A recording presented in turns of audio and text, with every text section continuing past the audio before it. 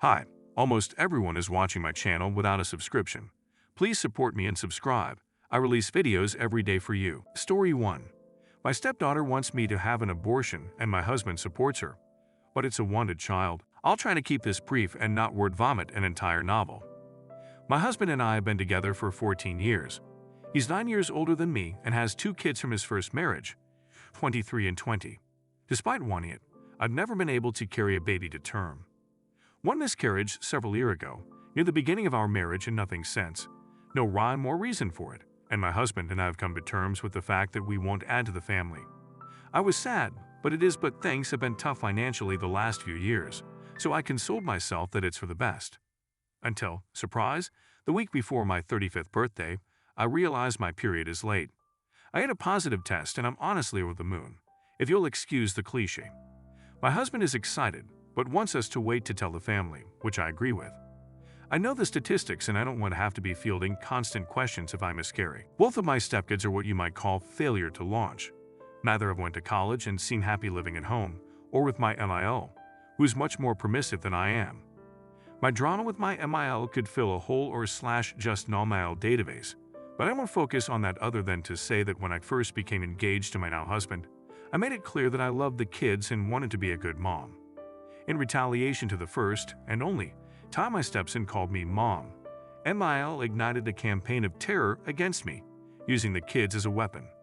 Among other things, she paid them $10 every time they said something mean to me, and bragged about it to the rest of the family.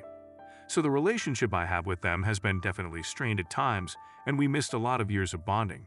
But it's improved as they've gotten older and floated outside of her sphere of direct influence. I know they'll never see me as their mom at this point, but I'm happy with the relationship we've managed to scrape together despite it all.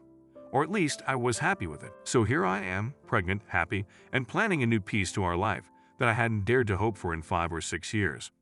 I let myself dream a little and go to a baby store where I cry a little bit and end up buying a soft gray blanket and a tiny pair of shoes. Later that same day, I had to unexpectedly pick my stepdaughter up from work. Cool, fine, no big deal. I stopped to get gas, and when I come back out, she's giving me the weirdest look. So, really like pregnant or something. She dug into the bag when I was out of the car. I could have lied easily and said it was for a friend, but why would I want to lie about it? I asked her if she could keep a secret. She promised she could, and I confirmed. Needless to say, it wasn't the happiest of responses. She just said, "Oh, wow, that's so weird," and was quiet the rest of the ride home. To say I was a bit deflated was an understatement, but she doesn't necessarily have to be happy about it. Me and my husband still can be, all on our own. Even if nobody else celebrates, we can. A few days later and everything else is going along just fine. I'm counting down the days until the ultrasound. Everything seems good, until my stepson decides to show me a chat between him and my stepdaughter where she was talking about how gross it is that I'm pregnant. It's embarrassing. Everybody's going to assume it's actually her kid when we're out together. And just general, not very nice things.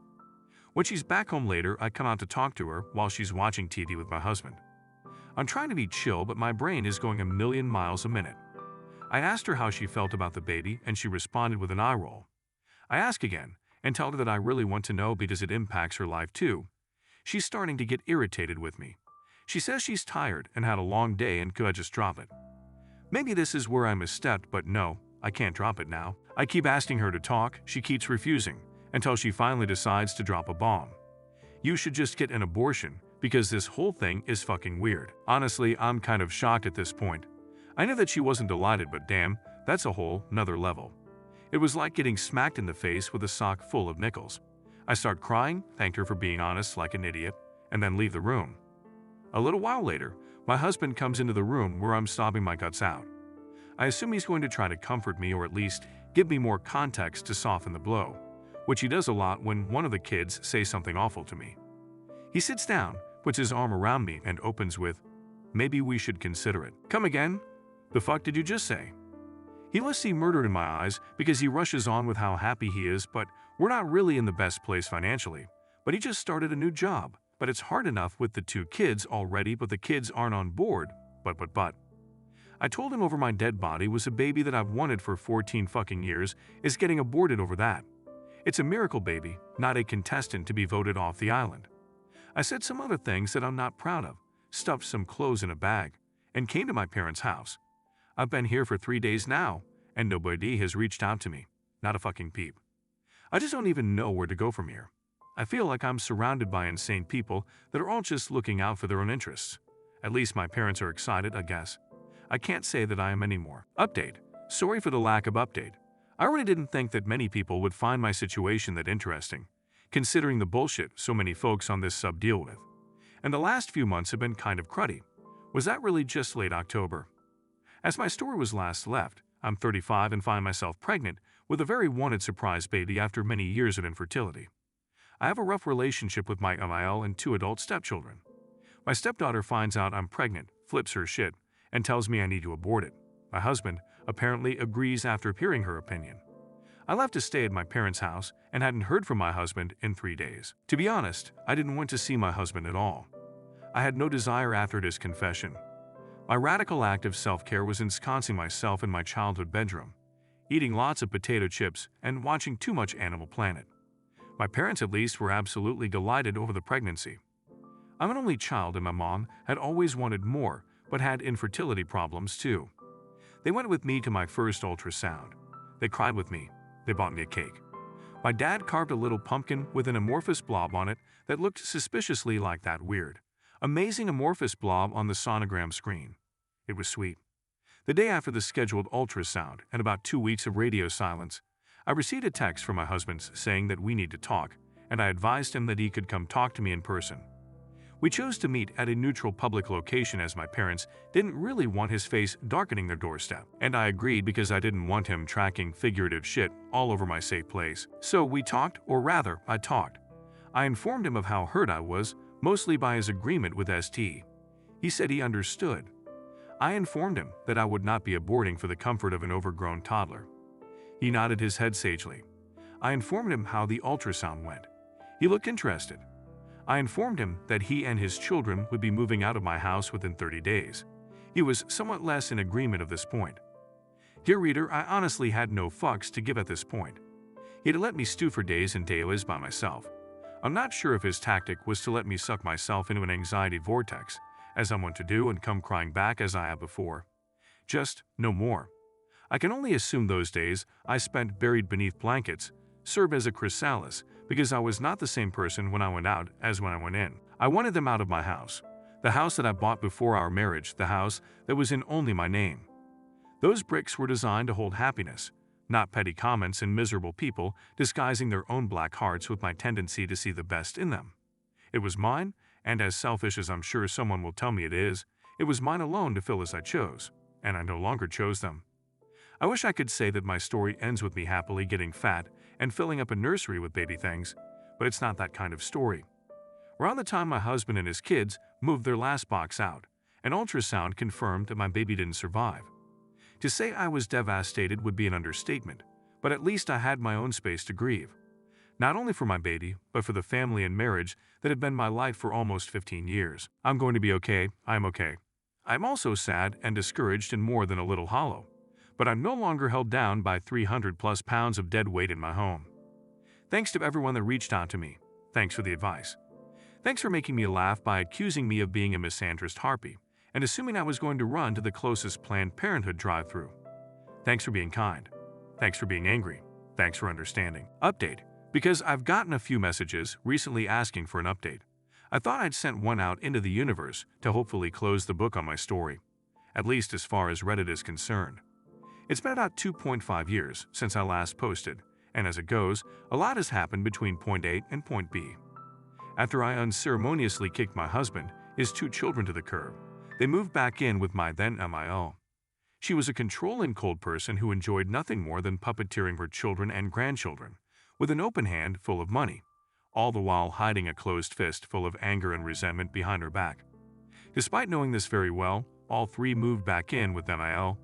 She died 8 weeks later. I found it darkly ironic, since if she'd shuffled off of this mortal coil at any other point in our 15-year relationship, we might still be married today. Or maybe not. But I find it very telling that whenever I tell a curious acquaintance that she died, about the nicest thing anybody can muster is, well, bless her heart, in a very southern sort of way. As far as I know, my ex-husband and his kids are still living in that same house, as it's now his. According to his Facebook, while I will shamelessly admit to checking from time to time. He's had a few relationships, but nothing seems to stick. Gee, I wonder why. After all, they're such a lovely bunch. Since the children were adults and we had little in the way of commingled assets, our divorce was declared legal almost a year to the day after I filed. I'd honestly expected my ex to put up more of a fight, but it seems that his mother's death took it out of him. I guess I can't say that she never did anything good for me. After all of this, I had no desire to seek another relationship. I was happy licking my own wounds alone, trying to piece together where exactly it all went so sideways. The universe seemed to have other plans when I randomly ran into my ex-boyfriend at the grocery store about a month before my divorce was finalized. When I say ex, keep in mind that our relationship was one of those insanely emotional teenage love affairs, where all of the memories are carefully wrapped in a gauzy filter. We were one another's first everythings and broke up due to life in college. There was no big blow-up or cheating or anger, just growing up. It was a heartbreaking split, but he tended to be very different at 21 than 16. And our lives were taking us in opposite directions. At any rate, we saw one another for the first time in 15 years over a pile of slightly underripe avocados. He was still tall and perhaps even more handsome in the unfair way that some men age, but he was still very much himself. We decided to meet up for dinner while he was in town visiting his parents because he works abroad. That meetup turned into a sleepover, I'm not ashamed to say. We went through a box of Trojans at a respectable clip for 2 people on the downhill slide to 40. It was comfortable and lovely, and I thought it was a nice final chapter to the previous story we'd written. We parted ways again as friends. And then 8 weeks later, I saw 2 little pink lines on a dollar store pregnancy test. Only this one decided to stick around. So now I chase my growing way too fast kid around, and we FaceTime with her father at least once a day. No, we're not together, but we co-parent well. He's a wonderful man and great dad. It may be unconventional by some standards, but it works for us. And he plans to move back once his contract is up next year. Needless to say, my ex-husband grandly accused me of cheating on him or throwing him aside for an old flame. But by the time he found out about the baby, the ink was long dry on our divorce, so his blustering amounted to no more than some angry, drunken texts and likely some hungover mornings for him. I wish him nothing more than all the happiness he brought me. So I think that's where I'll end this for now, since my daughter is due to wake up from her nap, and we're going to the park this afternoon. It'll be a good day. As an aside, my cousin sent me a screenshot of my stepdaughter's Instagram a few days ago. Apparently, she's been wholeheartedly celebrating the Supreme Court's decision concerning Roe v. Wade. Imagine that. Bless her heart. Ending notes. I found this to be a good read. Glad Oop was able to move on, and hope things get better and better for her. This is a sad story, but I think it is one worth hearing. Hope you enjoyed reading it. Story 2.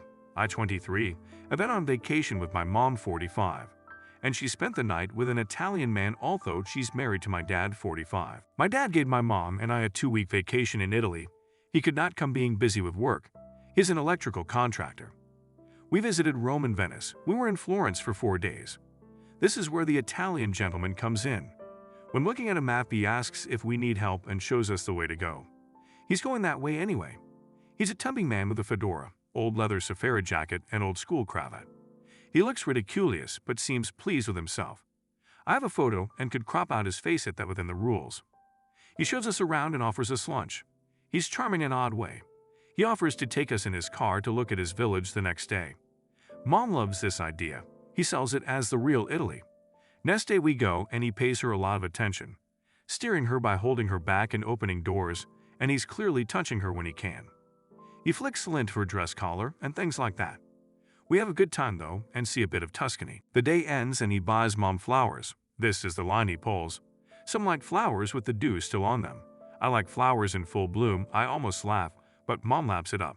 That night she gets a call. She's left an earring in a restaurant and goes to get it. I offer to go with her, but she demurs. Mom does not come back that night. I ring, but she says she's okay and will be back later. That morning, she's too tired to go out. I go out and come back and she's out. Won't answer calls, only text she out and not to worry. I suspect I know where she is. When we go home, she does not mention the Italian gent to Dad. She gushes how great is was though and how she wants to go back. To me, she's denied anything happened other than he took her to a tango club. TLDR. Mom had a fling. Dad does deserve this. So, my options? Update. I've resubmitted this as my original, had a link in it, and was removed.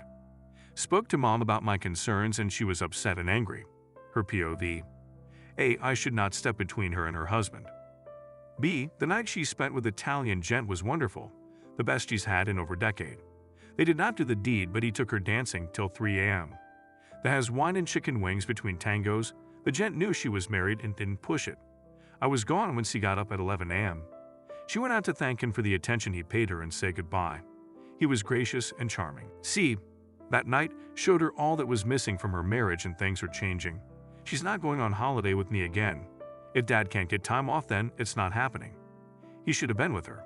Work should not always take precedence. My dad's work/life balance is completely out of whack. To add balance, there will be a date night, once a minimum of once per month with dad. Come what may, he's taking her out to a proper date. Theater, etc. D. She and dad will dress better. Look their best at all times. Jeans and t-shirts are no longer acceptable. Look good, feel good. This has already started to happen. She and dad have been out clothes shopping. E. A dark warning.